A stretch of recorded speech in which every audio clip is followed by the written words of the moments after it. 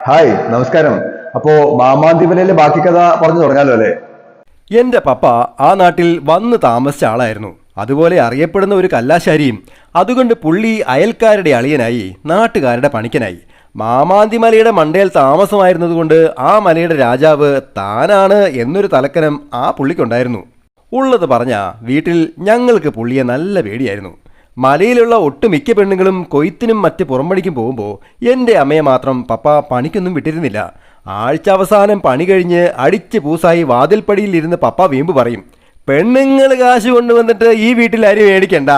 പക്ഷേ കുളിച്ച് കുട്ടിക്കൂറ പൗഡർ പൂശി HMT വാച്ച് കെട്ടി പപ്പ പണിക്ക് പോയാലുടൻ അമ്മ മലയുടെ താഴെയുള്ള കണ്ടത്തിലേക്ക് ഓടും. കുഞ്ഞായിരുന്ന എന്നെ പാടവരമ്പത്ത് തോർത്ത് വിരിച്ച് കിടത്തിയിട്ട് കയ്യിലൊരു ശർക്കര കഷ്ണം തന്നിട്ട് അമ്മ കൊയ്യാനിറങ്ങും. ആ ശർക്കരയെ നക്കിത്തിന്ന് മര്യാദരാമനായി ഞാൻ ആ മാനം നോക്കി കിടക്കും. അന്ന് തുണിയും കോടാനുമില്ലാതെ മലർന്നു കിടന്ന എൻ്റെ മണിയിൽ ഉറുമ്പ് കടിച്ചിട്ട് വലിയവായിൽ കാറിയപ്പോൾ അമ്മ കരുതി ശർക്കര തീർന്നിട്ടാണെന്ന്. പപ്പ അറിയാതെ കൊയ്യാൻ പോയിട്ടാണേലും കൂലിയായി കിട്ടുന്ന നെല്ല് പുഴുങ്ങി ഉരലിട്ട് കുത്തി അരിയാക്കി അമ്മ ചാക്കിൽ സൂക്ഷിച്ചു വെച്ചിരുന്നു. പപ്പയും വലിയ അധ്വാനിയായിരുന്നു. എൽക്കി അധ്വാനിയല്ല, എല്ല് മുറിയെ പണിയെടുക്കുന്ന കഠിനാധ്വാനി.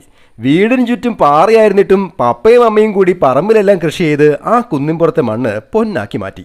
അതുകൊണ്ട് ആഗോള സമ്പദ്ഘടന തകർന്നപ്പോഴും എൻ്റെ വീട്ടിൽ അത്രയ്ക്ക് പട്ടിണി ഉണ്ടായിട്ടില്ല.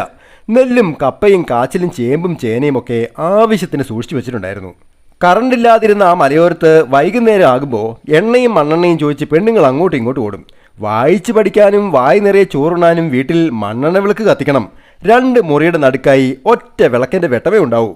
BPL റേഷൻ കാർഡ് ആയതുകൊണ്ട് അരിയും പഞ്ചാരയും മണ്ണെണ്ണയും മേടിക്കാൻ ഞാനും ചേട്ടനും റേഷൻ കടയിൽ പോയി തിരിച്ചു വരുന്ന വഴി കയ്യിലിരുന്ന കൂട് വട്ടം കറക്കിയപ്പോൾ പൊട്ടി പഞ്ചാര പകുതിയും മണ്ണിപ്പോയി.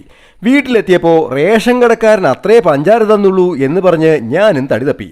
നാട്ടിലെ അറിയപ്പെടുന്ന ടെററായ പപ്പ പഞ്ചാര തരാത്തതിന് റേഷൻ കടയിൽ ചെന്ന് ശശിച്ചേട്ടനെ വിറപ്പിച്ചപ്പോൾ ജീവനിൽ കൊതിയുള്ള ശശിച്ചേട്ടൻ സ്വന്തം വിഹിതത്തിൽ നിന്ന് 1/2 കിലോ പഞ്ചാര വെറുതെ കൊടുത്തു വിട്ടു.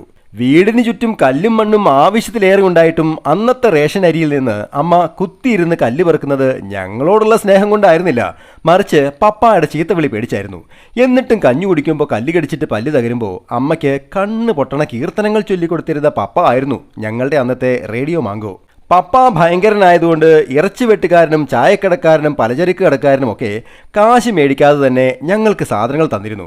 നാട്ടിലെ അമ്പലത്തിൽ പുഷ്പാഞ്ജലി കഴിപ്പിച്ചാൽ പോലും ഞങ്ങൾക്ക് 2 പൂവ് കൂടുതലിടാൻ തിരുമേനി പ്രത്യേകം ശ്രദ്ധിച്ചിരുന്നു പോലും. ദിവാകരനാശാരിയുടെ മക്കളെ നോക്കി പഠിപ്പിക്കാൻ പോലും അന്നാട്ടിൽ ആരും ഉണ്ടായിരുന്നില്ല എന്ന് സാരം. കഥകൾ ഇവിടെ കൊണ്ടൊന്നും തീരുന്നില്ല കേട്ടോ. കാത്തിരിക്കുക. Happy drawing, Saneesh Divakaran.